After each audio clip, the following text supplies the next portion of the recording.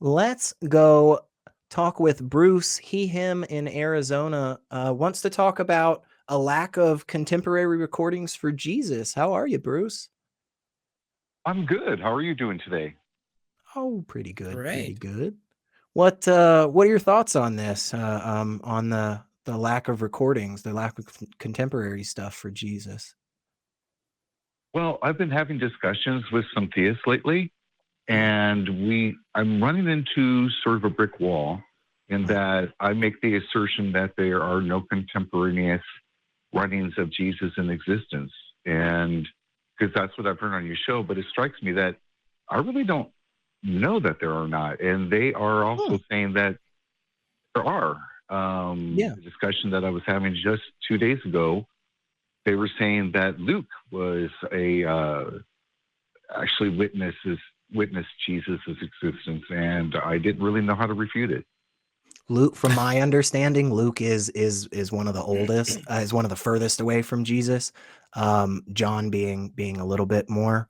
But Adam, do you know anything about this and whether or not there are contemporary accounts? Was somebody walking around with a pen and paper at Jesus's time recording what he said? Adam, that's what I have been told. Okay, so I did a degree in biblical studies and textual criticism, so I do have a few notes here. Um, so yes, Luke did not meet Jesus in person. Luke was the companion of Paul, and even Paul himself admits in his epistles that he did not meet Jesus in person. So he's not a contemporary in that sense.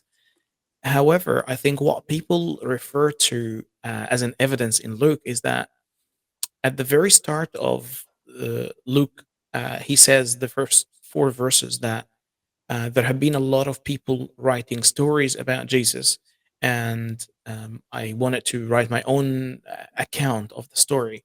So it is used that, say, well, Luke is saying here that there are a lot of contemporaries, a lot of people from the time of Jesus um, writing accounts. Do we have these accounts? No, we don't. It seems like at some point there were some contemporary people writing accounts of Jesus.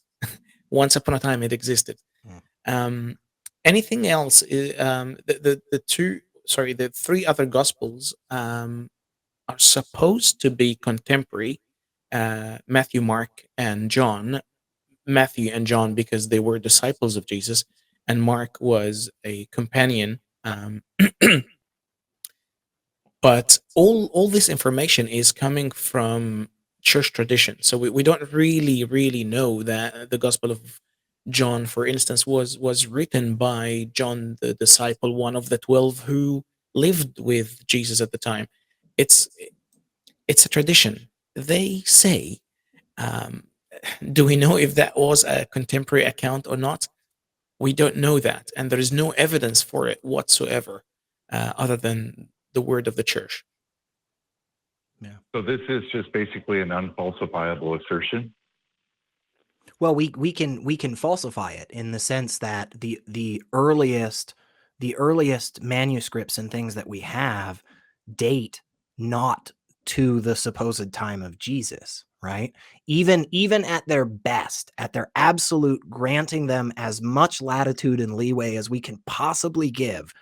If I remember correctly, the closest thing to Jesus's life were the letters of Paul, and Correct. even those letters were about 20 to 30 years after he supposedly died. And he never met him. That's something Paul makes very clear. I never met Jesus, and here's all the stuff I know about Jesus. So, yeah, Okay, from so my under my go I, ahead. I understand all that, but my question is, what talking point do I make use to make that clear to the person that I'm having the dialogue with?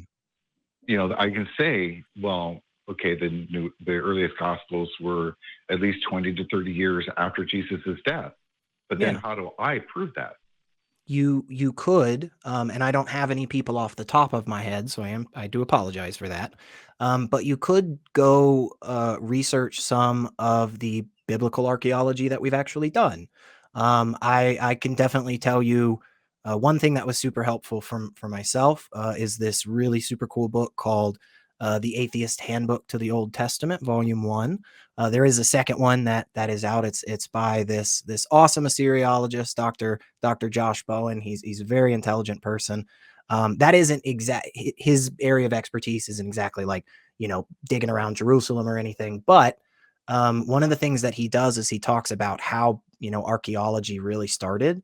And he gives you kind of a look at biblical archaeology, especially, which, for a while back in the late 1800s was literally, the phrase was, a Bible in one hand and a pick in the other, because people were actively going out there to find things that would confirm their theological understanding and how their, approach to the Bible was.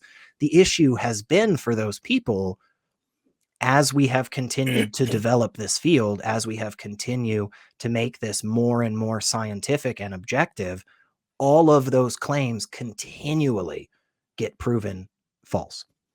Every single time they say, they came out and they said, oh, we found the walls of Jericho. We found the walls of Jericho. And so that must mean that this was true. They walked around and they blew their trumpets and yada. Oops. See, here's the thing is, because when we looked at it again, we actually did some dating and we did some more digging and found out that probably at the time when the story of the Battle of Jericho was written, probably that city had been abandoned for a few hundred years already. So battle really didn't happen as much as like we just took over this destroyed city. So my suggestion, Bruce, would definitely be just go out there and try and have some of those talking points in the sense of, like, they say, oh, well, Luke was a companion of Jesus. And then you go, actually, we did this archaeological dig back in 1999, and this was the person that was a part of it. And as a devout Christian, they say Luke actually wasn't around then. It wasn't until like the 90s or something. So hopefully some of that helps, Bruce. Is any of that a good starting point at the very least? Oh yeah. A reference where I can go and read up on it is just what I was looking for. Yeah, that is definitely a great place. And the channel that Dr. Josh and his wife Megan run, they're both incredibly intelligent, and they bring on lots of scholars, and that may be a good place to get just some of that stuff compiled really easily for you. So hopefully that helps, Bruce. And thanks so much for giving us a call.